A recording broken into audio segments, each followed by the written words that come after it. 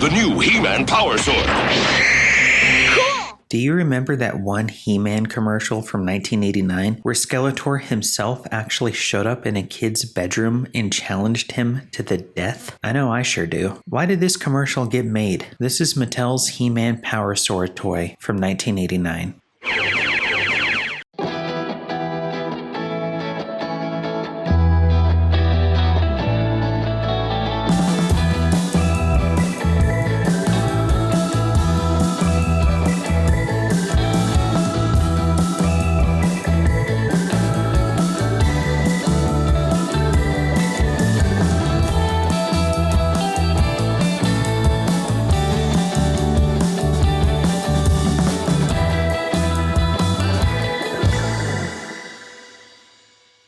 In the early 1980s, the toy company Mattel created a new action figure called He-Man. Specifically, the original concept for He-Man was developed by Mattel's Roger Sweet, who envisioned a muscular, barbarian-like action figure with an accompanying line of toys and accessories. Collaborating with various artists, writers, and designers, Sweet created the Masters of the Universe franchise, which included He-Man, as well as other heroes, villains, vehicles, and playsets. I am Adam, Prince of Eternia and defender of the secrets of Castle Grayskull. He-Man's alter ego Prince Adam was able to transform into He-Man by raising his magic sword and declaring, By the power of Grayskull!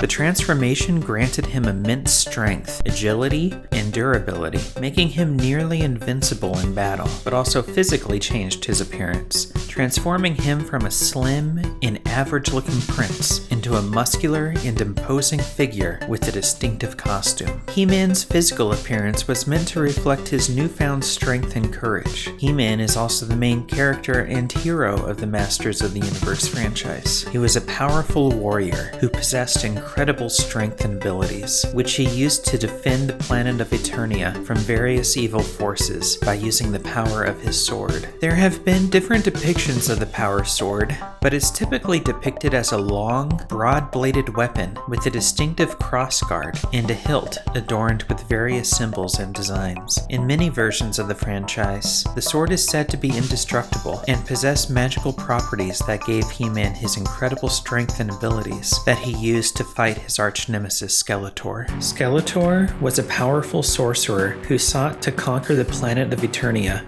and rule over its inhabitants. He was a blue-skinned humanoid with a skull for a face, and was also known for his cunning, cruelty, and relentless pursuit of power. Despite his evil nature, Skeletor was a complex character with a tragic backstory, which has been explored in various iterations of the franchise. Mattel had been producing Masters of the Universe action figures and accessories since 1982, but in 1989, they released the very first standalone Power Sword, a kid-sized electronic toy. The toy was made primarily of plastic, with a metallic silver finish on the blade and a gold-colored hilt. Oddly enough, it didn't resemble the cartoon version of He-Man's Power Sword. Instead, it seemed to be based on the mini-comic version. The gold and yellow colors make it seem more futuristic rather than medieval. The hilt required 4 AA batteries and featured 2 buttons and a trigger for activating the sound effects and lights. It was approximately 23 inches long and included a light-up feature that would activate when the sword was swung or moved. The light-up effect was created by a series of internal LED lights and a motion sensor inside the hilt. In addition to the light-up feature, the He-Man Power Sword also included sound effects that would play when the sword was swung or when a button on the hilt was pressed. The sound effects included a variety of clanging and slashing sounds. To market this new toy, Mattel commissioned a single commercial to be made. I'm not sure which ad agency they hired, but the agency would typically be responsible for developing the creative concept, filming and producing the commercial,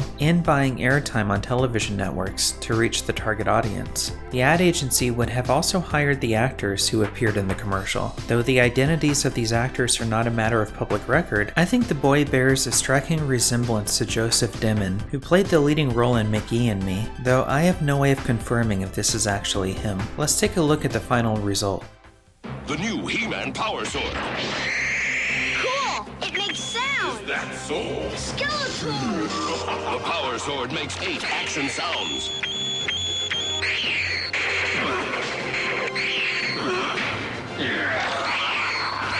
It lights up with power. You can be a hero with the He-Man Power Sword. Send for a He-Man video for 99 cents and postage with specially marked vehicles. The commercial starts with a shot of He-Man, but then quickly cuts to an unrelated child in his bedroom. Though the kid is swinging the power sword, he in no way transformed into He-Man or developed any other kind of heroic power. Then, the most realistic-looking Skeletor ever depicted shows up in the child's own bedroom and for reasons unknown wants to absolutely murder him. The kid, now in a desperate fight for his own life, valiantly tries to defend himself from this nightmare with a toy sword, but drops it on the ground. Somehow, the boy gets to the sword in time and turns Skeletor into a ghost. I visited some online forums to see what the community thought about the commercial, and found one commenter say, "How creepy is it that it looks like his face got torn off?" And another commenter saying, "Awesome."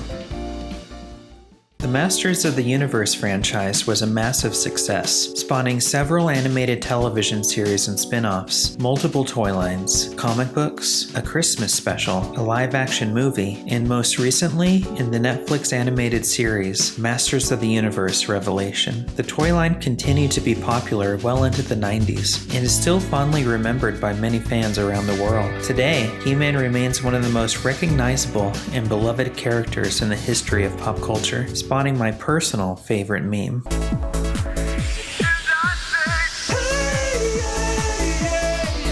Personally, the Power Sword commercial is one of the earliest commercials I have a conscious recollection of. My neighbor had a Power Sword, and I really wanted one too, but I didn't want it because it looked cool. I wanted it because scary things can happen in my bedroom and I need to be ready at all times. Cementing this bedroom anxiety was the fact that this commercial came out the same year as Ghostbusters 2, and it reminded me of the scene where the ghost kidnaps the baby from his bedroom's window ledge, both of which terrified me, which is why, as an adult, I keep my Power Sword nearby at all times, just in case.